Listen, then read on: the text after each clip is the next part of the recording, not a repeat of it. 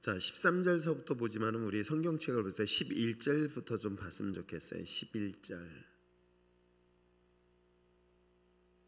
자, 11절. 아마 이 프로젝트에 안 나올 수 있으니까 자, 11절서부터 자, 16절까지 말씀을 찾으셨으면 아멘. 자, 우리 본문의 말씀을 함께 한 목소리로 합독하겠습니다. 다 같이 읽겠습니다. 시작. 그가 어떤 사람은 사도로, 어떤 사람은 선지자로, 어떤 사람은 복음 전하는 자로, 어떤 사람은 목사와 교사로 삼으셨으니 이는 성도를 온전하게 하여 봉사 일을 하게 하며 그리스도의 몸을 세우려 하심이라. 우리가 다 하나님의 아들을 믿는 것과 아는 일에 하나가 되어 온전한 사람을 이루어 그리스도의 장성한 분량에 충만한 데까지 이르리니 이는 우리가 이제부터 어린아이가 되지 아니하여 사람의 속임수와 간사한 유혹에 빠져 온갖 교훈의 풍조에 밀려 요동하지 않게 하려 함이라. 오직 사랑 안에서 참된 것을 하여 범사에 그에게까지 자랄지라. 그는 머리니 곧 그리스도라. 그에게서 온몸이 각 마디를 통하여 도움을 받음으로 연결되고 결합되어 각 지체의 분량대로 역사하여 그 몸을 자라게 하며 사랑 안에서 스스로 세우느니라. 아멘.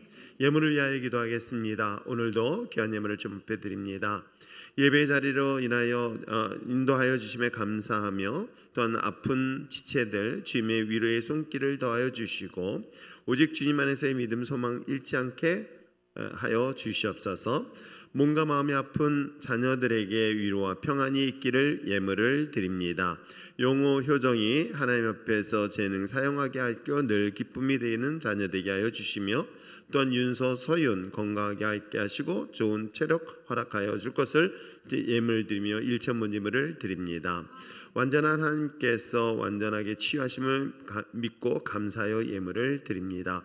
소득의 11조와 선교와 건축 예물을 또한 구별하여 드리니 받아 주시옵소서. 사랑하는 소영이 예배에 나오고 친구들과 어색하지 않게 교제하며 기쁘게 신앙생활함으로 하나님을 만나고 마음의 무거운 짐도 주님 앞에 내려놓고 자유함을 누리게 하여 주시옵소서. 정천중 6명의 아이들 태경, 유빈, 은민, 채민, 미주, 하윤이 예배 잘 나오고 기쁨으로 정착하며 하나님을 알게 하여 주시옵소서. 정정현 자매 도연이가 힘든 상황 속에서 하나님을 찾고 만날 수 있도록 예배 기도의 자리에 나오게 하여 주시옵소서. 연식이 기용 건강히 치료되게 하여 주시고 재발되지 아니하도록 믿음에 굳건하게 세워주시며 또한 경민의 배 아픈 것 또 머리 아픈 것 사라지고 강하고 담대한 믿음을 허락하게 하여 주시옵소서. 김창윤 형제 입에 나오고 신앙 회복되어 강건한 믿음을 가장되게 하여 주시며 이영배 형제 말씀 있고 깨달아 예배 자리에 나오게 하여 주시옵소서. 김소정 예배 회복하게 하게 하시고 또 이곳에서 신앙생활 잘할 수 있도록 구원의 확신 가질 수 있도록 예물을 드려니 음양하여 주시옵소서.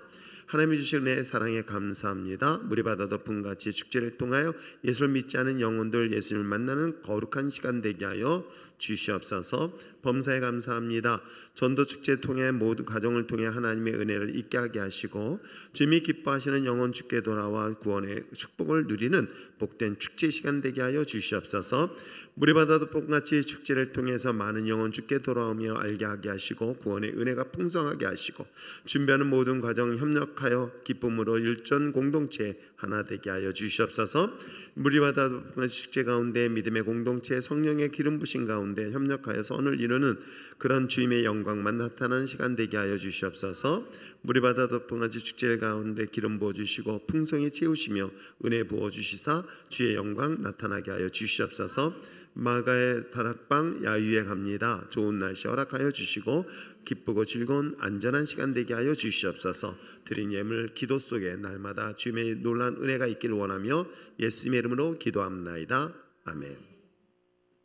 지난 시간에 이어서 두 번째 교회 성장에 대한 관점에서 오늘 우리 본문을 살펴보려고 합니다. 여러분, 교회 성장, 영적 성장이라는 것은 여러분 내가 선택해야 될 상황이 아니라 우리가 반드시 하나님이 기뻐하시는 것이기 때문에 그 기쁨에 마땅하도록 우리가 성장하는 것을 신앙의 목표로 꼭 삼으시기를 바랍니다. 여러분, 내 영적 성장이라는 것도 하나님이 주시는 은혜이고, 은혜 속에서 우리가 그런 사모함 내지는 갈급함 내지는 우리가 그런 부분에 대한 어떤 관심이 그만큼 여러분 믿음하는 성장하는 데 중요하다는 거 잊지 마시길 바랍니다. 자, 그런 관점에서 오늘 본문에 기록된 것처럼 우리가 함께 읽었던 것처럼 여러 가지 직분을 주신 것은 하나님 몸된 교회를 세우는 것인데, 그 몸된 교회를 통해서 성도가 온전하게 하고 봉사일을 합니다. 그것을 통해서 어떻게 해요? 나의 믿음과 신앙이 성장할 수 있는 기반이 기초가 되기 때문에 그렇습니다. 자, 그렇다면 성장에 대한 정의를 한번 읽어볼까요? 성장 읽겠습니다. 시작. 영적 성장이란 한마디로 예수님을 닮아가는 것입니다. 에베소서 4장 15절의 말씀처럼 범사에 그에까지, 즉 예수님에게까지 자라는 것이 바로 영적 성장입니다. 성장이란 예수 안에서 변화되고 개발되어 완성의 단계에 이르는 것입니다. 이것은 바로 칭의, 성화, 영화의 과정을 뜻하기도 합니다. 교회 성장형 성도는 의롭다 칭함을 받는 것으로 만족하지 않고 예수님처럼 거룩하게 살고 일하다가 영화로운 몸으로 완성되는 것을 목표로 하고 있는 것이기도 합니다. 그러니까 우리가 말씀을 훈련받고 말씀만 가지고 훈련받는 것은 아닙니다. 여러분, 우리가 몸이 성장하는 데 있어서 우리 아이들 보면 알잖아요. 아이들이 성장하는 데는 반드시 성장통이라는 것을 경험하게 되어져요. 어느 날 갑자기 감기 바이러스를 통해서 몸이 힘들어지는 경험도 하고요. 때에 따라서는 뭐 여러 가지 질병을 통해서 아이들이 한 단계 한 단계씩 성장하는 것은 내 안에 있는 면역 체계가 그만큼 확장되어지고 성장하는, 극복할 수 있는 힘이 그 안에 내재되어지고 있는 것처럼 영적인 것도 똑같습니다. 이 영적 성장을 해야 되는 중요한 이유가 여러 가지 있지만 물론 악한 영과의 영적 싸움에서도 필요하기 때문에 그렇습니다. 그렇기 때문에 오늘 성경에 기록된 것처럼 그리스도의 장성한 분량에 이르는 것이 우리들의 신앙의 목표라는 것, 그래서 지난 시간보다 오늘보다 내일이 더 성장하는 그런 믿음의 사람들이 되어지길 저는 소망합니다. 어때요? 우리가 볼 때 보면은 정말 성장하지 아니한 사람들을 볼 때마다 여러분은 어떤 느낌이 들까요? 사실 목회자로서는 굉장히 답답할 뿐만 아니라 여러분 한번 입장을 바꿔놓고 생각해 보세요. 여러분의 아이를 낳았습니다. 근데 그 아이가 여전히 10살이 되고 20살이 되고 30살이 되었는데도 성장이 멈췄다고 한번 상상을 해보시기 바랍니다. 부모님은 그것이 큰 걱정과 근심의 대상되지 않을까요? 목회자도 똑같습니다. 목회자인 제가 여러분에게 기대하는 것, 그건 하나님이 우리를 향한 기대 때문인 것 같아요. 끊임없이 우리 삶 속에서 다양한 시험, 연단, 고난, 이것을 통해서 우리가 믿음이 더 성장되어지길 누가 원하실까? 하나님이 원하시는 거예요. 그 원하시는 마음을 가지고 있는 제가 여러분을 바라볼 때도 똑같다는 것이겠죠. 그것은 여러분의 아주 단순한 원리예요. 여러분의 자녀가 만약에 성장하지 아니한다면, 성장이 멈췄다고 한번 상상을 해보시기 바랍니다. 그건 심각한 상황으로 여러분 매일같이 고민하지 않겠습니까? 그것이 염려의 대상이 되잖아요. 슬픔의 대상이 되기도 합니다. 목회자도 똑같습니다. 우리가 지난 시간보다도, 지난 해보다도, 아니 10년 전보다도 지금 그리고 앞으로 계속 여러분의 믿음의 신앙이 성장되어진 것을 저는 사실 기대합니다. 그래서 어떤 시험도 이겨낼 수 있고, 옛날에는 어떤 문제마다 우리 계속해서 반복해서 넘어지는 것들이 있거든요. 물질의 문제든 관계의 문제든 때에 따라서 여러 가지 삶의 환경의 문제 때문에 그것 때문에 걸리고 넘어진단 말입니다. 그런데 그것을 한 번씩 극복하고 이겨내면요, 여러분 가르치고 훈련시키는 목회자 입장에서는 그것이 얼마나 큰 기쁨이 되는지 아시겠어요? 그러한 관점에서 우리의 신앙은 칭의를 그리고 성화 그리고 영화 이런 단계로 계속해서 성장되어지는 것을 끊임없이 우리의 신앙의 목표로 삼았으면 참 좋겠습니다. 그래서 결국은 누구에 이르기까지? 그리스도의 장성한 분량에 이르도록. 그래서 항상 이 말씀과 갈라디아서 2장 20절 말씀을 제가 오늘 성경 공부할 때도 그런 얘기를 했지만은 여러분 이 말씀이 내 삶의 가장 기준이 되어야 되겠다. 그래서 내 생각에는, 내 뜻에는, 내 마음에는, 내 감정에는, 내 원한, 이 나라는 단어를 다 빼버리세요. 이걸 다 버리세요. 이건 무조건 버리세요. 거기에다 자꾸만 누구를, 주님의 마음을, 주님의 뜻을, 주님의 생각을 여기다 자꾸만 훈련을 시키는 거예요. 그러니까 이것은 나를 끄집어내는 작업들이에요. 내가 끄집어내는 작업 속에서 내 생각이 아니라 그리스도의 마음으로, 그리스도의 생각으로 자꾸만 하다 보면 어느 순간인가 하나님 성령께서 나에게 확 나를 통치하시고 다스릴 때가 있다는 거예요. 이해하시겠어요? 그분은 되게 인격적인 분이 아니라 그분이 나의 삶을 통치할 수 있도록 내가 나 자신을 잠깐만 내려놓을 때 하나님이 역사를 하시는 거예요. 내가 가만히 있다고 해서 가만히 있으면 하나님이 나에게 들어오셔서 나를 통치하신다? 그건 귀신은 그렇게 해요. 귀신과 마귀는요, 내가 원하지 않는 방향으로 끌고 가고 내가 원하지 않는데도 불구하고 나를 통치해요. 그러나 하나님은 절대 그런 분 아니에요. 하나님은 굉장히 인격적인 분이기 때문에 내가 그분을 인정해야 돼요. 그분을 존중할 때 역사가 일어나요. 그리고 그분에 대하여 내가 환영하고 그분에 대하여 내가 진지하게 그분에 대한 것들을 내가 수용하려고 할 때 그분은 내 삶에서 나를 도와서 나를 그리스도에 성장할 수 있도록 길을 열어주시는 거예요. 그러기 위해서는 반드시 내가 그분을 인정하는 것 그리고 환영하는 것, 이와 같은 작업을 하기 위해서 날마다 나를 십자가의 못을 받고 내 안에 그리스도의 있음을 고백할 수 있는 여러분 됐으면 참 좋겠습니다. 자, 그리스도의 영적 성장에 있어서의 중요한 것은 세 가지 때문입니다. 첫 번째, 누구다? 어떤 것 때문이다? 하나님의 뜻이기 때문에 그런 거예요. 자, 읽어보겠습니다. 시작.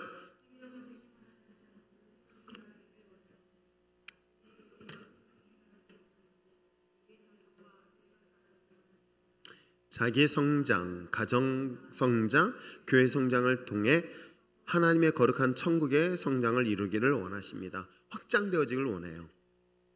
진짜로 그렇습니다. 우리 한 사람의 구원받은 믿음의 자녀들이 여러분의 가정에 구원의 역사가 일어나고 구원의 역사를 받은 믿음의 사람들이 모인 교회 공동체가 날마다 하나님께서 은혜 가운데 기대하시는 것이 있다면 날마다 구원받는 자가 더하여지는 교회. 그렇죠? 그래서 여러분들도 그렇게 기도 꼭 했으면 참 좋겠어요. 이건 정말 이렇게 기도했으면 참 좋겠어요. 물론 그 짐은 이제 저 혼자 지지는 않을 거예요. 리더들에게 같이 지게 할 거예요. 다 넘겨줘서. 그런데 한 가지 분명한 것은 복음이 필요한 사람들, 예수가 필요한 사람들. 그래서 제가 저번에 얘기했었죠. 괜히 멀쩡히 교회 잘 다니는 사람들 이번 축제 때 대로 그러지 마시고요. 아시겠어요? 정말 예수가 필요한 사람들, 정말 복음이 필요한 사람들, 그것이 고아이든 아니면 가난한 사람이든 아니면 몸이 불편한 사람이든 깨어진 사람이든 상관없습니다.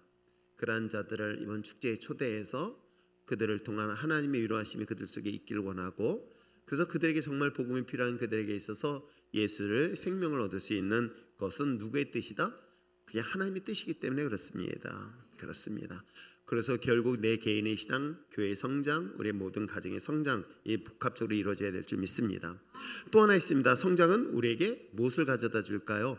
행복을 가져다 준다고 합니다. 한번 읽어볼까요? 시작. 인간은 동물과 달리 배우는 기쁨을 누리는 존재입니다. 똑같은 삶을 반복하기보다는 갈수록 나아지는 삶을 추구합니다. 옛날보다 더 잘 살게 되어야 행복하지 옛날보다 못 살게 되었는데 행복할 리가 없습니다. 물론 행복이란 물질의 넉넉함에만 있지 않습니다. 여기서 더 나아진다는 것은 물질적인 것뿐만 아니라 정신적인, 영적인 세계를 포함하는 성장을 말하는 거예요. 그러니까 우리가 성장하면 또 영적인 것만 성장한다 그렇지는 않아요. 이건 다 같이 이루어지는 거예요. 영적인, 물론 목표가 여러분이 무슨 물질의 세계라든가 아니면 어떤 또 다른 정신적인 세계 요거만 제한시켜서는 아니 됩니다.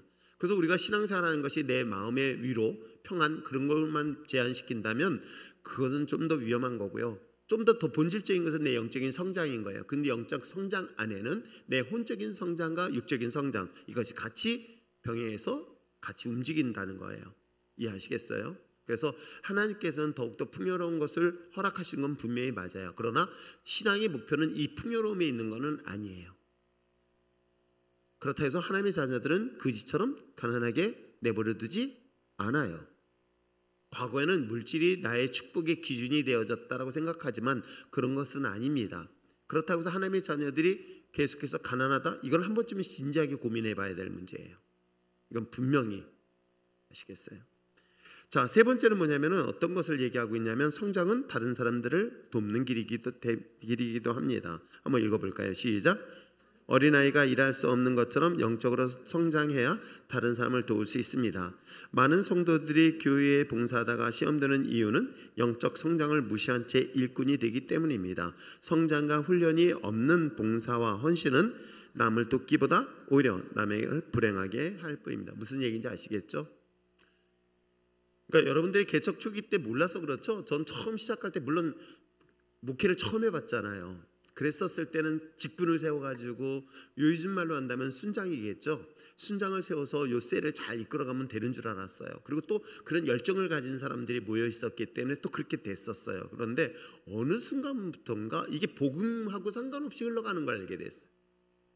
그래서 제가 그거 보고 이거는 아닌 것 같다. 말씀과 상관없는 그런 모임을 움직이는 거예요. 그러니까 저는 이 셀 모임이 침묵을 중심으로 한다? 그건 절대로 원하지 않아요. 물론 침묵이 없다는 건 아니에요. 침묵도 필요합니다. 그렇죠? 그러니까 식사 교제 모임 되게 중요한 겁니다. 그런데 이것보다 더 근본적이고 본질적인 건 뭘까요? 말씀이라는 것이겠죠. 복음이라는 것이겠죠. 이것이 먼저 우선순위로 되면서 그 다음에 어떻게 해요? 교제가 같이 이루어져야 되는 거예요. 근데 요게 사라져버리고 침묵만 다지게 되어지면 되게 위험하다는 것을 저는 제가 경험했기 때문에 그래서 처음부터 어떻게 했는지 아세요? 그래서 그들을 훈련시켰던 거예요. 오랜 시간 동안 훈련시킨 거예요. 물론 회의감도 있어요. 그렇게 훈련시켰는데도 왜 저 모양일까? 뭐 이런 고민도 해요. 할까 안 할까? 네. 어떻게 저럴까 권사들이 뭐 이런 생각을 솔직하게 하거든요. 그런데 물론 저 솔직히 얘기한다면 여러분 정도라면 유장 전도사가 데려가고 싶어해요. 아세요? 유장 전도사가 자기네 교회로 꼭 모시고 가 싶은 권사님들 몇 사람만 좀 빌려달라고 얘기합니다. 혹시라도 감동되신 분들은 내 김포로 파송시킬 수 있어요. 왜? 훈련된 사람들이 필요하다는 걸 알겠다는 거예요. 훈련된 사람들. 자, 그렇기 때문에 이 성장은 결국은 내가 그렇게 여러분 생각해 보세요. 제가 이 리더십 지도자라는 것은 일단 내가 문제를 뛰어넘어야 돼요. 내가 인수분해를 풀 줄 알아야 다른 사람한테 인수분해를 푸는 방법을 가르쳐줘요. 제가 가정법이라는 것을 이해를 해야 다른 사람들의 가정법을 설명을 해줄 수가 있어요. 신앙은 똑같아요. 신앙은 내가 극복하지 못하면요, 내가 경험하지 못한 것은요, 이건 공허한 소리가 되어져요. 진짜로 공허한 소리가 돼요. 성경에 대한 거 아무리 얘기해봐도요, 아무런 역사가 일어나지 않아요. 아는 것이기 때문에. 근데 내가 경험하면 어떻게 되는지 아세요? 확신을 갖게 돼버려요. 내가 하나님의 은혜 가운데 병을 고치고 나면요, 그 병 고치는 은혜에 대한 확신이 있기 때문에 담대하게 선포할 수가 있는 거예요. 그걸 간증이라 표현하고 있지만 하나님이 내 삶 속에 역사하신 것에 대한 확신이 있으면요, 사람들을 두려워하잖아요. 자신 있게 선포하게 되어지는 거예요. 리더십에 있어서 가장 중요한 것은 내가 그 문제를 뛰어넘어라. 모든 시험을 극복하고 이겨내면요, 그 이겨낸 그 경험 때문에 그 시험 속에 빠진 사람들, 사실 문제는 똑같이 빠지게 돼 있어요. 거의 똑같아요. 성경의 구약의 역사가 이스라엘 역사가 아니라 이스라엘 역사는 오늘날 우리의 삶의 역사가 똑같이 이루어지기 때문에 그래요. 반복된다고 그러잖아요. 그렇기 때문에 이것을 극복한 사람들은 이 순원들에게, 내가 훈련시킬 사람들에게 이걸 과감하게 이야기할 수가 있는 거예요. 근데 내가 극복 못하면요, 절대로 극복 못해요. 이게 참 신기한 원리예요.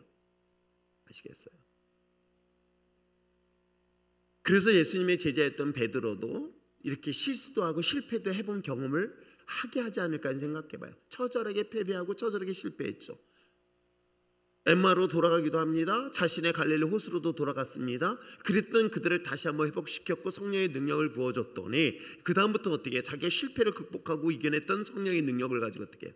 우리가 사도행전 1장 8절에 있는 거, 성령의 권세가 너에게 임하면, 성령의 능력이 우리에게 임하시면, 이거는 우리의 감당할 수 있는 모든 시험을 감당할 수 있는 능력이 하나님의 능력으로 감당할 수 있기 때문인 거예요.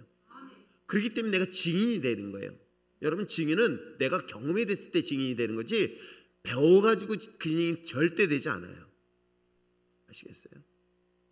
이론적으로요? 그렇지 않아요. 증인은 정말, 그래서 과거에 정말 옛날 분들은 정말 공부로 따져본다면 더 공부 안 했어요. 더 못했어요. 그런데도 불구하고 그분들이 갖고 있는 영성은 지금 오늘날 아무도 그를 못 따르는 이유가 뭐 때문에 그런지 아세요? 그들은 증인의 삶을 경험했기 때문에 그런 거예요.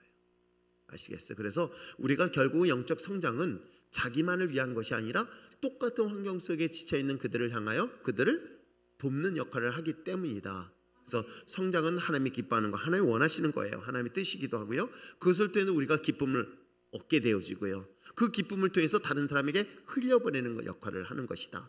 영적 성장은 바로 그런 원리 때문인 것을 잊지 마시길 바랍니다. 자, 그렇다면 10계명을 한번 볼까요? 영적 성장에서 10가지 계명이 있습니다. 첫째는 뭐예요? 사모하십시오. 이건 사모하셔야 됩니다. 여러분 사모하지 않는 사람들에게는 아무런 역사가 일어나지 않아요.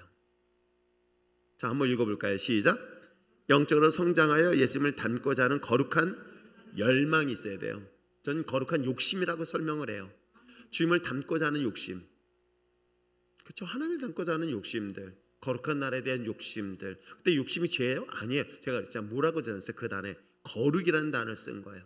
하나님의 거룩한 나라처럼 거룩한 욕심들, 거룩한 분노가 있는 것처럼 거룩한 욕심도 우리에게 하나님이 주신 그런 소중한 마음이라는 거 잊지 마시기 바랍니다. 그래서 영적 성장은 결국 사모하셔야 돼요.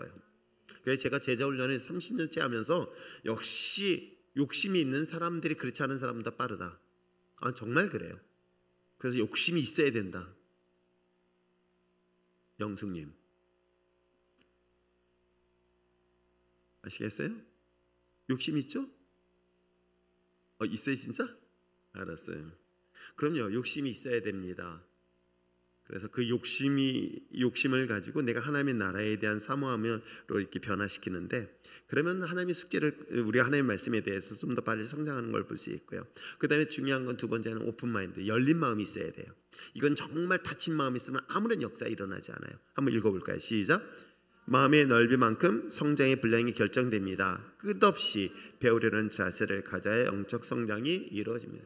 그러니까 자기가 보는 세상 속에 딱 제한시키면 역사가 일어나지 않아요. 거기까지밖에 안 일어나요. 이걸 오픈시키란 말이에요. 우리가 하나님의 세계는요 너무 무한해. 정말 무한해. 우리가 상상을 초월할 정도로 우리가 가지고 있는 것보다 더 영역이 넓으신 분인데 내가 그걸 제한시켜버리는 순간부터 하나님의 역사하심이 제한되게 돼 있어요. 아시겠어요? 그러니까 이런 부분에 대해서 모두 다 열린 마음을 가져. 한 번은 어떤 분이 이제 우리 교회에서 그런 분 계셨잖아요. 저희 우리 차 교수님이, 사실 차 교수님이 초창기보다는 좀 더 복음적이에요. 초창기 때는 좀 더 심했고요. 저 학교 다닐 때는 더 심각했고요. 그런데 이제 이분이 뭐 때문에 얘기하신 거 아시죠? 동성자들을 이렇게 교회에 들어왔었을 때에 대해서 그들에 대하여 이렇게 이제 뭐 우리는 그분들에 대하여 인정하는 게 아니라 그들을 어디든 간에 혹시 계시나? 라고 왔었을 때에 그를 죄인으로 취급해서 배척하거나 거부하는 것이 아니라 그들 또한 구원을 받아야 될 대상이기 때문에 교회는 그들을 받아들일 수 있는 그런 마음의 자세가 필요하다라는 것에 대하여 굉장히 강력하게 거부 반응을 일으켰던 사례들이 있거든요. 그러니까 이런 것들이 되게 폐쇄적으로 굉장히 닫혀져 있을 때 이런 분의 이야기도 들으면서 과연 하나님의 관점에서는 어떻게 볼 것인가를 좀 더 넓은 마음의 관점에서 보는 것도 중요하다. 그것이 열린 마음이 있어야 돼요. 오픈 마인드가 있어야 돼야죠. 자, 그 다음에 목표를 분명히 하시길 바랍니다. 읽겠습니다. 시작. 구체적으로 말씀, 목표, 기도 목표, 전도 목표, 봉사 목표를 정하는 것 또한 중요합니다. 이건 신앙도 목표를 정하십시오. 무계획적이고 하는 것 정말 무책임한 거예요. 하나님은 절대적으로 무계획적이지 않으세요. 하나님은 여러분 창세기 1장만 보더라도요. 하나님의 천지창조한테 얼마나 질서정연하게 질서 있게 만드신지 아세요? 원리가 있습니다. 하나님은 어떻게 해요? 첫째 날, 둘째 날, 셋째 날까지 만드시고 나누셔요. 만드시고 나누시고 만드시고 나누시고. 그 다음에 셋째 날부터 뭐 하시는지 아세요? 여섯째 날까지 만드시고 나눈 다음에 채우세요. 아세요? 먼저 채워놓고 막 만드는 게 아니라 하나님 철저하게 만드시고 나누시고 만드시고 나누시고 만드시고 나누시고 그 다음에 그곳에서 빈 공간에다가 하나씩 채우셨어요. 식물을 심어놓거나 채워놓거나 아니면 물고기를 채워놓거나 공중의 새를 채워놓거나 육축을 채워놓거나 이거 같이 채우는 작업들하는. 근데 여기도 굉장한 질서가 있는 거예요. 하나님은요 무질서하신 분이 아니라는 거예요. 그렇기 때문에 우리는 그것에 따라서 우리도 계획적인 건 중요합니다. 그래서 그런 것들을 목표를 분명히 잘 잡았으면 참 좋겠어요. 기도의 목표도 전도의 목표도 말씀에 대한 목표도 분명히 정했으면 참 좋겠습니다. 저도 마찬가지인 거예요. 저도 여러분의 신앙의 목표를 정말로 여유 높은 수준으로 바라보면서 계속 훈련시키고 있고요. 그러면 그 훈련에서 좀 더, 그러니까 칭찬하기보다는 여러분들에게 조금 더 책찍게 할 수밖에 없어요. 왜냐하면 진짜 이제 마지막 때는 여러분의 신앙을 지키기에는 더 많은 핍박과 더 많은 유혹과 또 많은 연한단이 있을 것이다. 그건 부정할 수 없단 말입니다. 자, 그런 가운데서 목표 우리의 신앙을 좀 더 넓은 방향하고 그 다음에 뭐예요? 내 속사람을 강화하자. 자, 읽겠습니다. 시작. 구원받은 자신의 자화성을 늘 바라보며 성령의 능으로 속사람이 강화되도록 믿음의 고백과 다짐을 하시기 바랍니다. 그럼요. 그러니까 우리 믿음 앞에서는 어떤 환경과 상황 속에서도, 그래서 여호수아에게 이야기하듯 오늘도 우리에게 계속 이야기하고 있는 거예요. 두려워하지 말라라고 이야기를 하고 있는 거예요. 강하고 담대하라고 얘기를 하고 있는 거예요. 그럼요. 기죽지 말라고 하는 거예요. 여러분들은 정말 하나님 백 믿고 어떻게 해요? 세상과? 그래요. 맞짱 또 싸워보세요. 아세요? 하나님 백 믿고 싸워보세요. 그러다 맞기도 하지만. 그럼요. 맞을 때 맞더라도 책임도 안 하는. 이 정도 배짱 가지고 일을 못하냐? 하면 되죠. 뭐. 그럼요. 하나님 백 믿고요. 세상에 뭐가 그렇게 두려울 게 있겠어요? 두려울 거 하나도 없습니다. 뭐든지. 설령 내가 베드로처럼 물속에 빠지는 한이 있어도 그때 한번 배짱 한번 부려보는 거 멋있잖아요. 네, 그럼요. 우리 그런 모습으로 좀 당당했으면 참 좋겠어요. 자, 영적인 사모와 열린 오픈 마인드, 열린 마음, 그다음에 목표를 분명히 하고 속사람을 강화해라. 이 속사람은 정말 중요한 거예요. 그다음에 뭐예요? 그럼에도 불구하고 우리의 죄에 대해서는 어떻게? 하나님 앞에 철저하게 먼저 회개하라. 즉각적인 회개하라. 읽겠습니다. 시작. 죄에서 자신을 깨끗하게 하지 않고 거룩한 성장을 기대하기는 불가능합니다. 이건 되게 중요한 문제예요. 그래서 우리가 하나님 앞에서 매일같이 이 세족식을 했던 것처럼 주님께서 날마다, 예수님께서 나의 죄를 날마다 씻어주셨어요. 아시겠어요? 그러다 보면 우리는 그걸 고백하고 인정하면 되는 거예요. 아시겠습니까? 자, 죄에 대해서는 회개하였다면 여섯 번째 뭐예요? 헌신하자. 읽겠습니다. 시작. 헌신은 성장의 척도입니다. 그리스도께 대한 헌신, 교회에 대한 헌신, 세상을 향한 주의 일에 대한 헌신을 점검하시길 바랍니다. 여러분, 우리가 신앙생활하면서 가장 많이 시험 드는 게 여러 가지가 있어요. 여러 가지가 있습니다, 진짜. 그런데 교회에서 헌신하다 보면 시험이 더 와요, 안 와요? 사실 더 많이 와요. 그럼 마귀는 어떻게 해요? 헌신하지 말라. 여러분, 이 마귀가 정말 좋아하는 거예요. 목회자도 우리도 마찬가지예요. 내려놓는 거 되게 쉬워요. 아시겠어요? 쉬워요. 에이씨 욕하고 떨어져요. 정말 쉬워요. 근데 누가 제일 좋아한다? 아싸, 마귀가 좋아해요. 그러니까 하나님 앞에 헌신할 수 있는 것들에 대해서 마귀는 계속해서 방해를 해요. 하나님의 일을 하는데 얼마나 많이 방해를 하는지 몰라요. 근데 이걸 착각을 해. 하나님의 뜻이 아니라. 저는 제가 이렇게 목회해 보면서요, 그냥 올곧게 끝까지 가라. 한번 정했으면 그냥 가보자. 그럼 그 가는 과정에서 얼마나 많은 방해가 있고 얼마나 많은 시험이 있고 많은 유혹이 있겠어요. 하나님이 함께 하신다면 그 길은 끝까지 가봐라. 반드시 하나님 역사하신다. 근데 여기서 포기를 한다면 놀랍게도요, 여러분 장애물이 있기 때문에 포기하는 거예요. 그러면 대부분의 사람들 뭐라고 하는지 아세요? 하나님의 뜻이 아닌가? 이웃단 소리를 하고 있어요. 그럼에도 불구하고 그것을 극복할 수 있는 여러분 됐으면 참 좋겠어요. 그 헌신은요, 여러분 자신의 신앙을 점검하는데 굉장히 중요한 요소 역할을 해요. 내가 헌신하는 것에 대해서, 오늘 성경 우리가 함께 읽었던 것처럼 뭐예요? 여기서 성도를 온전하게 하여 봉사일을 한다는 거예요. 헌신시킨다는 거예요. 하나님의 일을 감당하게끔 하는 거예요. 하나님 몸된 교회를 세움에 있어서 그 일을 같이 동역하게끔 하는 거예요. 거기 오다 보면은 비교돼서 상처도 받고 그런다 할지라도요, 결단코 그 직분을 절대로 내려놓지 마세요. 내려놓으면요 다시 올 거예요. 여러분, 우리 인생이 다시 돌아올 것 같죠? 저도 그러고 싶어요. 요즘 우리 처남이, 막내 처남을 정말 오랜만에 봤더니 한번 처음 한 말 뭐예요? 또 그런 말 하지 말지. 아직도 안, 되게 이렇게 얘기해 줘야 되는데. 그래서 매우 왜 이렇게 늙었어요? 내가 그 말한데 한 대 때려주려다 참아서 지는 50이 넘었는데 장가도 못 가놓고.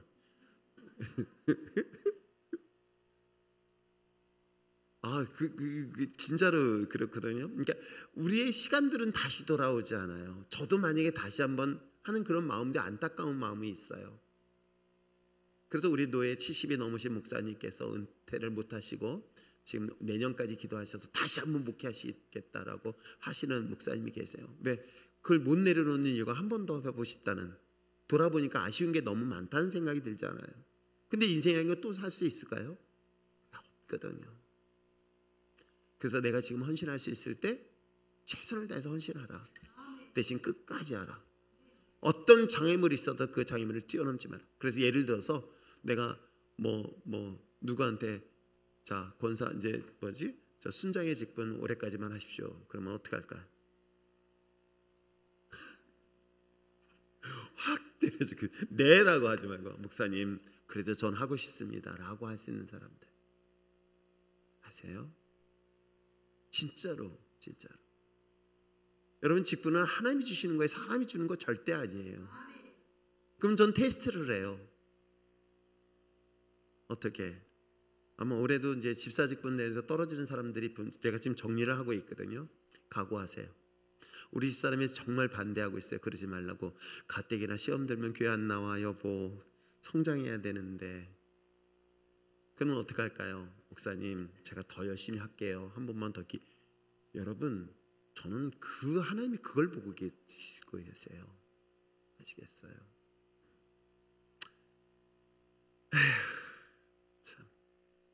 자, 그렇듯 우리에게 헌신은 우리의 신앙 성장하는 데 되게 중요한 역사고요. 또 하나 있습니다. 은사와 달란트를 계속해 말하라. 여러분 은사와 달란트는 사용할 때 그만큼 더 고급질 수 있어요. 정말 훌륭하게 개발이 되어질 수 있어요. 그러니까 방언의 기도도 마찬가지고 은사도 다 마찬가지예요. 여러분 멈추면요 그 은사는 사라지게 돼 있어요. 내가 섬기는 은사를 가지고 있습니다. 근데 섬기는 은사를 갑자기 멈추기 시작합니다. 들어오는 게 몇 가지가 있어요. 그 특징 중에 하나가 섬김의 은사라고 하는데 방언도 마찬가지예요. 방언을 하다가 방언을 안 하면요 방언 다시 회복하기가 더 어려워요. 근데 처음에는 방언이 무슨 말인지 몰라요. 근데 방언 기도를 계속해서 시간 늘리는 것만큼 여러분 애들 있잖아요. 애 처음에 말 잘해요 못해요? 방언하잖아요. 엄마는 알아듣지만 아빠는 못 알아들어요. 근데 어느 순간부터인가 애가 엄마랑 계속 말을 하다 보면 어떻게 해요? 애가 단어의 구사력이 넓어져요. 방언 똑같아요. 방언도 계속 하다 보면요 방언이 어떻게 되어요? 방언이 고급 정말 언어가 되어요. 언어가 여러 가지 형태의 언어가 나올 수 있어요. 아시겠어요? 그렇듯이 은사도 마찬가지인 거예요. 여러분이 가지고 있는 은사들, 섬김의 은사 같은 경우도요. 내가 열심히 섬기는데 그 은사를 사용하지 않으면 첫 번째 오는 건 물질이 막혀요. 또 하나 막히는 게 뭘까요? 건강의 문제가 생길 수 있어요. 왜? 하나님 내가 누군가를 섬기려면 생각해보세요. 내가 누구를 섬기려면 기본적으로 물질이 필요하거든요. 그리고 내가 건강해야지 누군가를 섬길 수 있잖아요. 그렇지 않나요? 그렇듯 하나님께서 은사를 주신 것은 결국은 뭐예요?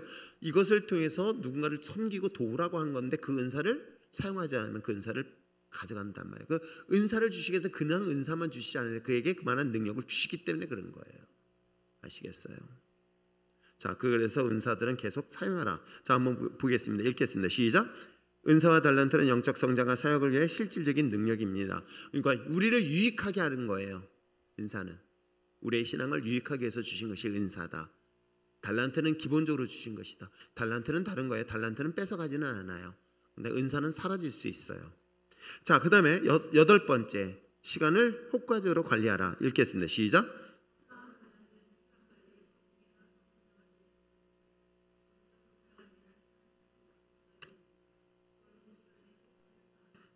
그럼요. 그래서 그리스도인들은 부지런해야 돼요. 진짜로. 교회를 열심히 한다고 했더니 집안은 개판 지저분하고 절대 아닙니다. 아시겠어요? 같이 병행하다 보니 남들보다는 더 부지런할 수밖에 없어요.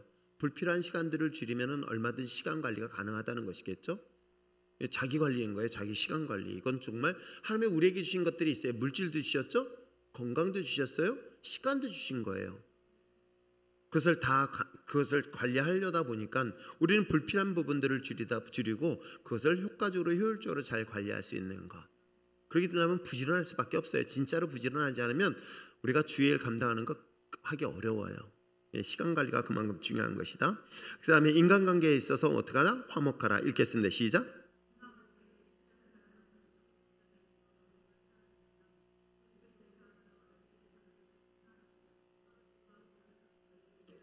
예.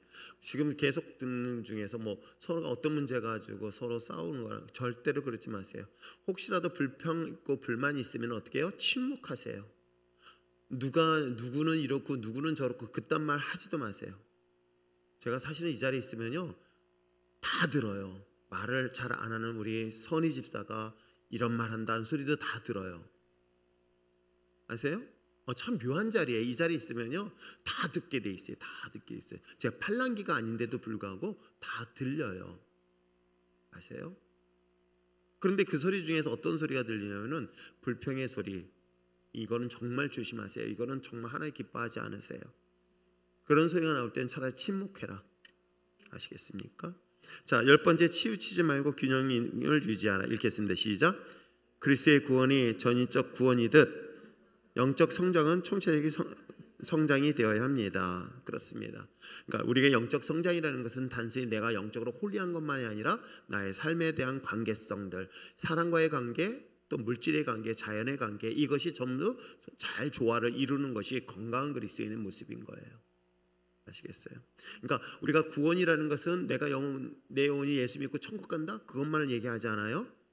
아세요? 세 가지 회복된다고 항상 얘기했죠. 어떻게 해요? 하나님과의 관계만이 아니라 인간의 관계까지도 회복이 되어요. 인간의 관계만 회복된 것이 아니라 자연과의 관계도 회복되어지는 거예요. 이 자연과 관계는 물질의 관계를 쉽게 이해하시면 되는 거예요. 내가 아무리 수고해도 가시와 엉겅퀴 밖에 못 넣는 것은 죄의 결과인데 이 죄 문제가 해결되어지면 가시가 아니라 뭐예요? 젖과 꿀이 흐르는 하나님의 풍성한 열매를 얻게 되어 있는 거예요. 이건 자연스럽게 따라오는 것들이에요. 이 세 가지가 균형 잡힌 그리스도인의 삶이라는 것, 이 10가지 사항을 잘 기억하시기만 바랍니다.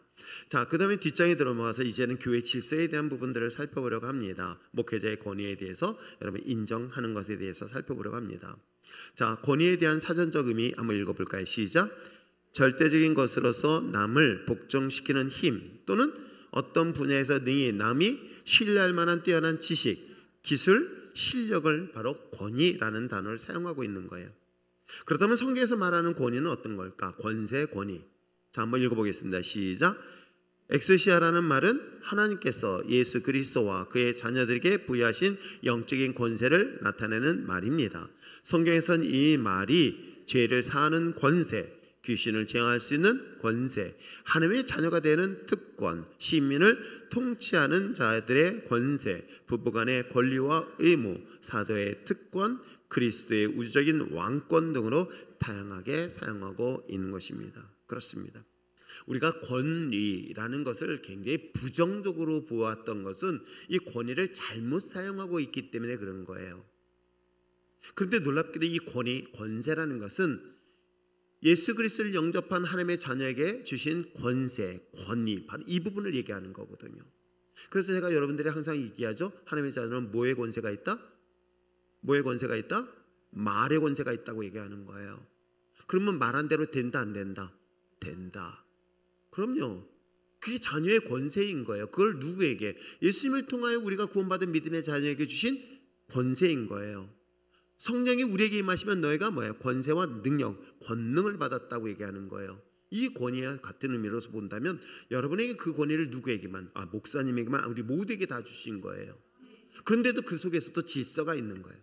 이거는 차별을 말하거나 어찌 보면은 뭐 남녀에 대한 어떤 그런 걸 의미하는 것은 아닙니다. 그건 질서라는 것 때문에 그런 거예요.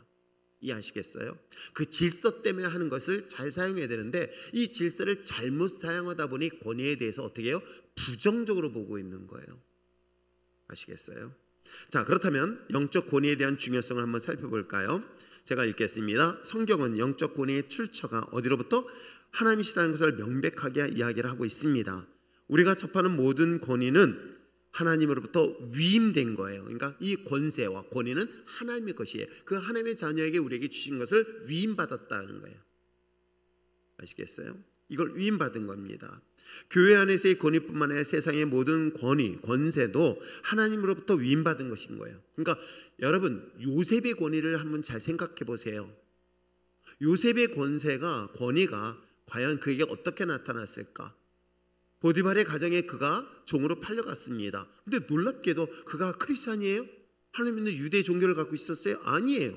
그는 이방인으로서 애굽의 그 다양한 종교를 가지고 있던 사람인 거예요. 근데 보디발이 볼 때 이게 요셉을 보면서 뭐라고 그래요? 하나님이 함께하는 자라고 분명히 얘기하고 있어요. 왜 그랬을까 생각해 보세요. 그가 하나님이 함께했다는 것은 뭘 의미하고 있을까요? 착하기 때문에? 아니에요. 그에게 맡길 수 있는 권위가 있다는 거예요. 그에게 뭘 맡길 수 있을 만한 권세가 그에게 있다는 거예요. 왜? 그에게 맡겼더니 결코 망하지 아니한다는 그런 놀라운 힘이 그 안에 있기 때문에 그걸 맡기는 거예요. 심지어는 자신에 있는 모든 것들, 즉 아내를 제외한 모든 것들을 맡길 수 있는 것 또한 그에게 하나님이 주신 부여한 권세가 있기 때문에, 그래서 그 권위를 뭐라고 얘기하세요? 하나님이 함께하는 자라고 표현하고 있는 거예요. 아시겠어요? 자, 그것은 하나님부터 위임받은 것이다. 교회 안에서의 권위뿐만 아니라 세상의 모든 것 또한 하나님부터 위임받은 것이다. 그러므로 그 권세와 그 권위를 위임받은 것이 저와 여러분, 이건 분명히 이해하시기 바랍니다. 그럼 여러분이 있는 곳이든 여러분의 가정이든 믿지 않는 가정이 있어든 여러분이 속해 있는 직장이든 사업장이든 그리스도인 한 사람으로 인하여 그곳은 반드시 축복의 통로 역할을 하는 것이다. 그럼요, 그것이 저와 여러분이다. 이거에 대해서는 조금 더 흔들리지 않기를 바라요. 이제 여기서부터 이제 그 다음에 Y라는 질문이 나와요. 근데 왜 이거는 나와 하나님의 관계 속에서의 권위 문제를 다시 한번 점검해봐라 하는 것뿐이에요. 자, 그러므로 위임된 권위는 위임자의 권위를 대표하여 위임자에서 보호를 받는다. 누구냐면 위임을 받았다 합니다. 그 위임을 주는 건 하나님부터 그 권위를 보호받고요, 하나님께서 보호해 주신다는 걸 의미하고 있어요. 이러한 권위는 순종에 의해서 세워지며 그리스도의 몸된 교회에서 가장 충만하게 나타나고 있음을 이야기를 하고 있습니다. 자, 그 밑에 내용 한번 읽어볼까요? 시작. 영적 권위는 사랑과 책임감으로 행사해야 하며 권위 아래 있는 사람은 그 권위에 순종하고 복종해야 합니다. 다윗은 사울의 불의한 권위마저도 인정했습니다. 그 권위가 하나님께로부터 위임된 것임을 알았기 때문입니다. 영적 세계에서 위임된 권위야말로 얼마나 고귀한 것인지 모릅니다. 위임된 권위를 인정하지 않을 때 결국 자기 영혼의 손상을 입을 뿐입니다. 이해하시겠죠? 그러니까 영적 권위에 도전을 하지 않는 게 가장 좋아요. 잘 이해가 되지 않는다 할지라도 그것이 하나님이 보여주는 그 질서 속에서 내가 머리로 이해되지 않는다 할지라도 그 권위 앞에 복종할 수 있는 것. 근데 하나님이 그걸 지켜주시. 왜? 저는 보세요. 사울과 다윗이 아주 대표적인 사례를 설명하고 있잖아요. 그런데 이제 권위를 가진 사람들에 대해서 얘기할 때는 이 권위 가진 자는 어떻게 해요? 사랑과 책임감이라는 것. 오늘 성경 공부할 때 있죠. 남자는 책임감이 우선이어야 된다. 한 가정을 책임질 수 있는 책임이 있어야 된다. 근데 요즘은 책임을 같이 지려고 한다. 반띵하려고 그러잖아요. 그죠? 아내랑 나랑 모든 걸 책임을 나누려고 한다. 근데 성경적 질서에서는 남자는 책임감이 그만큼 중요한 거예요. 그리고 사랑인 거예요. 그렇다면 거기에 따라서 복종하고 순종하는 것. 이건 그 사람을 지배 개념이 아닌 거예요. 이해하시겠어요? 목회자들은 여전히 그래서 여러분들에게 정말, 그러니까 여러분들을 섬기는 목회자들이 섬기는 것은 여러분들의 목회자의 섬김을 여러분 뭐에 여러분을 위해서 대신 그 일을 하는 게 아니에요. 그건 퍼포먼스예요.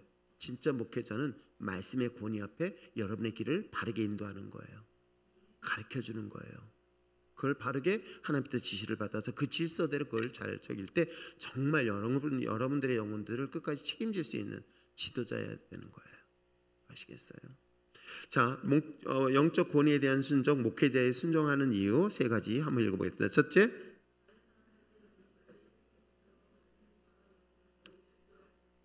이건 질서상 그에게 영적 권위를 부여했던 것은 그 영혼에 대한 책임 때문인 거예요. 그래서 책임감이라고 얘기한 게 뭐예요? 그러니까 목회자에게서 가장 큰 책임은 내가 혹여라도 여러분에게 잘못 가르침으로 인해서 여러분 어디로 갈 수 있을까? 여러분 이게 되게 무서운 거거든요. 목회자의 성장하지 않으면 여러분들에게도 영적인 성장을 못하게 만드는 역할을 해요.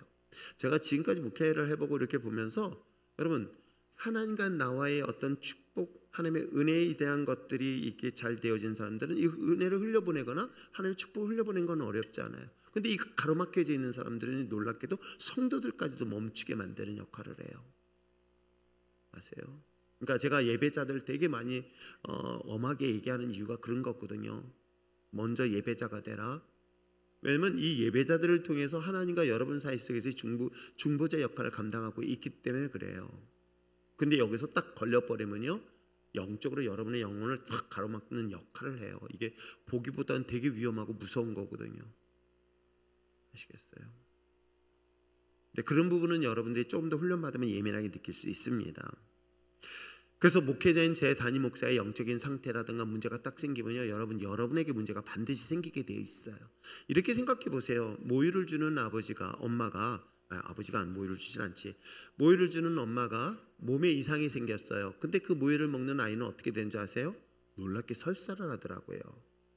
아세요? 그렇듯이 목회자에게 있어서 영적인 관계는 정말 중요한 거예요. 아시겠어요? 자, 두 번째는 하나님께서는 자신의 부여한 권위를 존중하셨기 때문입니다. 그 권위를 존중하셨기 때문이고, 세 번째는 인간의 불완전함을 아시는 하나님께서 그럼에도 불구하고 조금 더 주저함없이 목회자에게 권위를 위탁하셨기 때문입니다.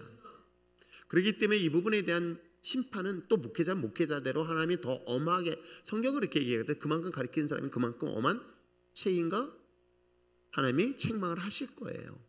여러분이 책망하지 않아도 목회자들에 대한 책망은 더 엄격할 수밖에 없어요. 그건 분명히 그렇습니다.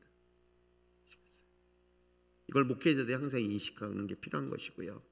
그렇기 때문에 여러분들은 질서상 목회자에게 순종하는 것, 그건 저도 사실은 이 평신도 마인드를 가지고 항상 해야 되겠다 해서 저보다 영적인 선배들, 그 목회자들에 대해서는 전 거절 잘 안 해요. 할 수가 없고요. 아세요? 거절을 할 수가 없죠. 하질 않게 되는 거예요. 제가 가기 싫어도 오라면 이명숙 목사님이 어디든 간에 그래도 목회 선배이기 때문에 목사님이라고 생각하는 것이지. 아시겠어요? 근데 정말 우리가 신앙의 인격도 그런 것 같아요. 저는 물론 저보다 나이가 어린 사람이면은 당연히 뭐 할 수 있어요. 그런데 나보다 나이가 한 살이 많든 두 살이 많든 나보다 선배라고 했었을 때는 그분이 없어도 누구누구 목사님이라고 꼭 불러드려요. 그게 기본 예의거든요. 그건 인격이에요. 신앙의 인격. 근데 가끔 그런 무례한 사람들이 있어요. 선배 목사님은 한참 선배인데도 불구하고 누구누구 목사라고 하면서 사람들 앞에 얘기하는 것은 가까이 두지 말아야 되겠다라는 사람들이고, 우리도 마찬가지인 거예요. 그분을 존경해서 아니라 질서 때문에 저도 존중해 주는 거예요. 아시겠어요? 그러니까 여러분들이 그런 질서 속에 하나님 편에 서라는 거예요. 자, 잘못된 권위 아래에 있다고 생각했을 때 이건 여러분이 또 주의 깊게 봐야 될 거예요. 이따가 우리가 권위자의 태도나 행동이 옳지 못한 상황에 접할 때가 있습니다. 그럴 때 여러분 다음과 같은 몇 가지 주의사항을 꼭 하셔야 될 게, 첫째는 뭐예요? 사실 영혼을 정확히 확인하는 게 중요해요. 왜 목사님이 그렇게 행동을 하고 그렇게 말을 했을까에 대한 의도를 분명히 아셔야 되는 것이 중요해요. 근데 제가 여러분들에게 항상 얘기했잖아요. 여러분에게 좋은 말하는 사람이 보다는 저는 이 시대를 보면서 여러분들에게 좋은 말, 그보다 더 무서운 거는 저는 여러분을 훈련시켜야 되겠다는 생각을 해요. 강하게 훈련시켜야 되겠다. 그랬더니 위로와 칭찬의 말도 필요하겠지만, 제가 아까 얘기했거든요. 여러분 칭찬하면 누가 춤춘다? 여러분이 춤춰요? 고래가 춤춰요? 근데 제가 이 말을 하는 거 되게 좋게 느꼈거든요. 고래가 춤추면 누가 덕 보는지 아세요? 잘 모르죠. 고래가 덕을 봐요? 아니면 고래를 관리하는 뭐예요? 그거 있잖아요. 그 뭐 쇼할 때 보면은 돌고래가 막 춤추고 막 뛰고 막 그러잖아요. 곰이 춤추면 누가 좋아해요? 사육사가 좋아해요. 이게 되게 위험한 얘기겠구나 하는 생각이 참 들어요. 아시겠어요?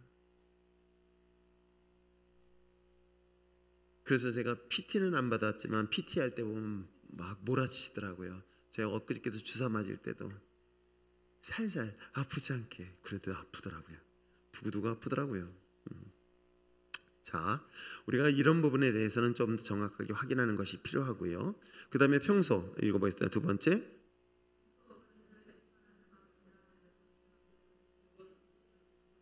이건 부정적인 성향인 거예요. 이건 정말 조심해야 되는 거예요. 내가 평소에 부정적인 성향이 있는가라는 것들 점검해 보시기 바랍니다.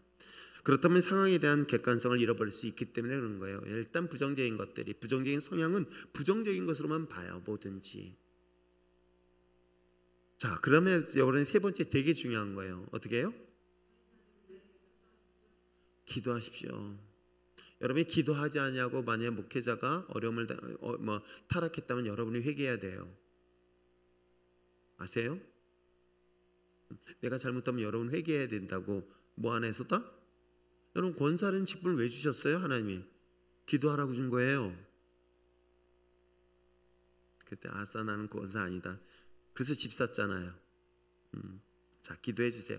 그러면 왜냐면 저는 이렇게 생각해요. 여호수아와 갈렙이 최전방에서 싸우고 있을 때에 그 옆에 모세 옆에 들렸었던 아론과 훌이 그 손이 내려가지 않으러 무엇을 했었을까? 기도의 손을 넣지 않았다는 거예요. 특히 저도 역시 현장에 나가서 많은 사역을 감당하다 보면 전 여러분의 기도가 더 많이 필요해요. 사역의 현장에 가다 보면 그곳에서 얼마나 많은 치열한 전쟁들이 일어나는지 몰라요. 아시겠어요? 최근에 우리 교단 안에 다락방이라는 그런 이단 종교 집단에서 있던 사람들이 본인들이 스스로 탈퇴한 거, 이게 잘못됐다는 것을 깨닫고 그래서 우리 교단에 들어왔네요. 우리 교단, 우리 노회에 들어온 사람이 4사람이 있어요. 근데 제가 노회장이었을 때 그래서 상담을 하면서 얘기를 했어요. 너희가 다녔던 데가 이단인 것 인정하냐? 이단인 것 인정한다. 그러면 1년짜리 아타 과정 하지 말고 정규 과정을 다시 해라. MDB 과정을 했으면 좋겠고, 아니면 THN 과정에서 성경 연구 과정을 좀 더 교리적이든 신학적이든 아니면 조직 신학적이든 공부를 다시 했으면 좋겠다. 근데 너무 감사하게 우리 노예에 들어왔던 사람들은 공부를 하고 지금 그 코스워크를 하고 있는 거예요. 이런 과정을 하게 한 것에 요즘 최근에 들어와서 이분들을 재교육시키겠다라고 하면서 총회에서 요청이 왔어요. 그러니까 당연히 제가 이 부분을 제가 이제 이분들을 또 보호해 줘야 되잖아요, 회원들을. 그러다 보니까 총회에다가 장문의 문자를 보냈더니 이쪽 저쪽에서 막 공개 들었는데 하필이면 내년에 올해 총회장이 아니라 내년 총회장님이 전화까지 왔어. 그래서 설명하시는 거야, 하면서 왜 안 따르냐는 그런 느낌 있잖아요. 딴 데는 왜 질문하는데 왜 너희만, 이런 식으로. 그래서 이제 법적인 문제하고 이런저런 얘기를 좀 해줬죠. 여러분 이런 것들이 사실은 저의 에너지를 쏟게 만들 수 있어요. 저는 목회만이 아니라 때에 따라서는 우리 노예 시찰에 이런 생각을 해요. 목회자들 위한 목회라고 생각하고 있는 거예요. 그들이 어려움이 있을 때 돕고 그들이 있어서 힘든 일이 있으면 목회적으로 도와줘야 되겠다라는 생각을 하고 있기 때문에 그런 거거든요. 이런 일을 하다 보면 자연스럽게 제 에너지가 또 그만큼 쏟아질 수밖에 없을 때 누가 기도해 줘야 될까요? 여러분이 저를 위해서 기도해 줘야 되는 거예요. 또 그런 곳에 가다 보면 여러분 의외로 명예 아세요? 이게 빠질 수 있어요. 저도 제 마음을 알기 때문에 저도 그럴 수 있잖아요. 인간인데. 그럴 때 여러분들이 기도해 주셔서 제가 그런 마음에 타락되지 않도록, 흐트러지지 않도록. 아세요? 이제 월요일날 아직 굉장히 큰 교단 내에 큰 모임이 사실은 있거든요. 근데 그 모임도 마찬가지인 거예요. 근데 제가 그곳은 우리 교단 내에 100명 이하의 교회들을 어떻게 하면은 건강히 세울 것인가라는 것에 대한 총 진행을 맡게 돼 있기 때문에 기도하면서 준비를 하고 있단 말이에요.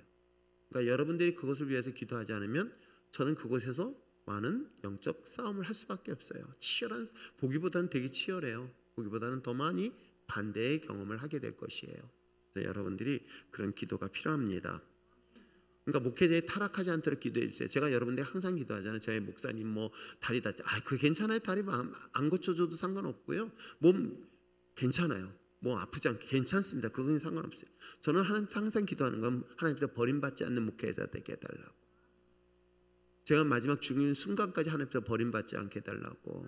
그래서 하나님이 기뻐하는 목회자가 되게 해달라고 기도하고 있어요. 여러분 그것만 기도하면 돼요. 아시겠어요? 우리 목사님이 세계적인 율전교육. 제가 있잖아요. 저는 누가 오늘도 그랬지만 전 율전동만 충분히 책임져요. 아까 우리 형제가 목사님 이제 내년에는 조금 더 이제 화성 무슨 동? 화성 행동? 행궁동까지 진출했으니까 이제는 좀 내년 이렇게 얘기를 하시더라고요. 그래서 그리 마십시오. 나는 율전동만 해도 충분합니다. 아무도 아멘 안 해주시네. 근데 그건 관심 없어요. 제가 이곳에서 하나님의 말씀을 잘 전할 때 여러분들의 이 일들을 감당할 수 있도록 여러분 끊임없이 기도해 주셔야 됩니다. 자, 그런데 여기서 지혜로운 선택해야 될 것이 있어요. 자, 첫 번째, 그의 권위 아래에 있으면서 권위를 위해서 기도한 후 그의 찾아가 자신의 생각을 나누는 것. 그럼요, 이야기를 나누시길 바랍니다. 언제든지 오십시오. 그런데 더 중요한 것이 있어요. 자, 두 번째,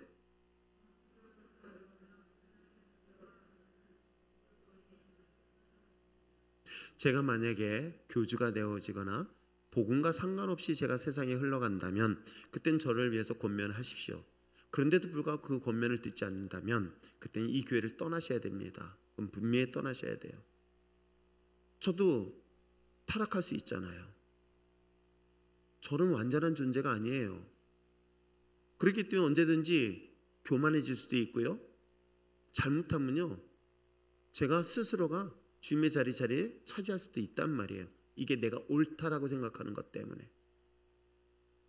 그것이 혹시라도 복음과 관계없는 것이라 한다면 여러분 정말 이 자리에 있으면 안 돼요. 아세요? 그래서 제가 여러분에게 일부러 공포를 하고 그 말씀들을 지키려고 제가 하나님께 기도하면서 가고 있어요. 아시겠습니까? 그게 아마 올해 연말 안으로 여러분들의 평가를 받을 거예요. 아시겠어요? 그리고 그거에 따라서 제가 내년 사역의 진로가 결정될 거예요. 그걸 놓고 기도를 해주시기 바랍니다. 자, 마지막으로 자신의 비판에 대해서 그리스도의 사랑이 있는지를 꼭 점검하시길 바랍니다. 아시겠죠? 그리스도의 사랑이 있는가? 그러니까 영적 권위에 대한 순종에 대해 무조건 순종하는 건 말씀에 대한 순종만 하세요, 제발. 아시겠어요? 말씀과 관계된 건 순종하세요. 그러지 않은 건 순종 안 하셔도 됩니다. 목사님이 오늘 밥 사준다 그랬으니까 밥 먹으러 가야 돼요. 오늘 약속, 그건 안 해도 돼요, 진짜로. 아세요? 오늘 목사님이 저 약속 있어요. 괜찮아요. 그건 영적 권위에 도전하는 거 아니에요. 절대 아니에요. 그러나 말씀과 관계된 건 전혀 다른 문제예요. 직분을 받는다든가 기도하라든가 말씀이라든가 그런 사명에 관련된 부분은요, 이건 선택이 아니에요. 그건 순종이에요. 그러니까 우리가 두 가지만 딱 기억하시면 돼요. 말씀에 관계된 것을 목사님의 입술을 통해서 말한다면 그건 100% 순종하세요. 이해가 되든 이해가 되지 아니하든 그 말은 하나님이 주신 메시지라 생각하고요, 그걸 순종하세요. 거기에 토달지 마세요, 제발. 진짜로. 하나님이 우리에게 기회가 올 것 같죠? 더 이상 기회 안 와요. 저도 그 부분에 대해서 되게 예민하게 음성을 귀 기울이거든요. 하나님의 음성에 대해서 이거 하나님이 기뻐하는, 저는 되게 또 단순한 편이라 기뻐하는가 기뻐하지 않는가 이 두 가지만 딱 기억해요. 하나님이 기뻐하는 거라면 그건 무조건 선택하고 순종을 해요. 근데 그렇지 않은 경우는, 그러니까 여러분 마찬가지인 거예요. 목회자 목사의 말이란 무조건 순종한다 그러지 않으셔도 돼요. 그러나 성경의 말씀과 관계되어진 것이라고 한다면 그건 여러분 선택하려 하지 마십시오. 순종하십시오. 복종이라는 단어까지 사용할 수 있어야 됩니다. 아시겠어요? 아무리 영적으로 어두워졌고 영적으로 죽어가고 있는 엘리 제사장일지라도 처음에 하나님 뜻을 몰랐잖아요. 근데 뒤늦게 깨닫고 난다면 뭐예요? 사무엘에게, 야, 다시 너의 이름을 부르면 내가 여기 있습니다. 내게 말씀하세요라고 하나님의 음성을 들으라고 얘기하잖아요. 그러니까 하나님의 음성을 듣는 것에 대해서는 저희 여러분 모두 다 하되 질서에 따라서 주신 말씀이라면 그 말씀에는, 그랬더니 제가 가끔 삥 뜯고 싶을 때가 있을 때 그게 하나님 뜻이라고, 이거는 제가 회개했어. 이거 어떻게 해야 되지? 잠발 사 입어야 되나 말아야 되나 라고는 하는데 어찌됐건 간에 또 하나님의 복음을 위해서 또 쓰겠죠. 주의를 위해서 쓰겠습니다만 여러분들이 꼭 하나님의 음성 앞에서는 누구보다 예민하게 순종하며 나갔으니 여러분들 있으면 참 좋겠어요. 자, 이것이 교회에 대한 질서를 건강하게 성장할 수 있는 방법이라는 거 꼭 기억하셔서 오늘도 하나님의 몸된 일전교회가 이제 제가 좀 더 사역 속에서는 성장이라는 것에 포커스를 더 맞출 거예요. 아시겠어요? 더 성장에는 포커스를 맞춰서 어떻게 하면, 이제는 저 혼자만이 아니라 저는 개인적으로 감사한 건 저와 함께 믿음의 동역자들이 있어서 충분히 말씀을 훈련시킬 수 있는 사람들이 있으니까 그들과 함께 정말 예수를 알지 못하는 그들에게 복음을 전하고 가르쳐서 구원의 확신을 가져서 그들에게 믿음의 확신을 가지고 날마다 구원받는 자가 더해지는 그런 교회 성장에 여러분 모두 다 쓰임받기를 축복합니다. 기도할까요?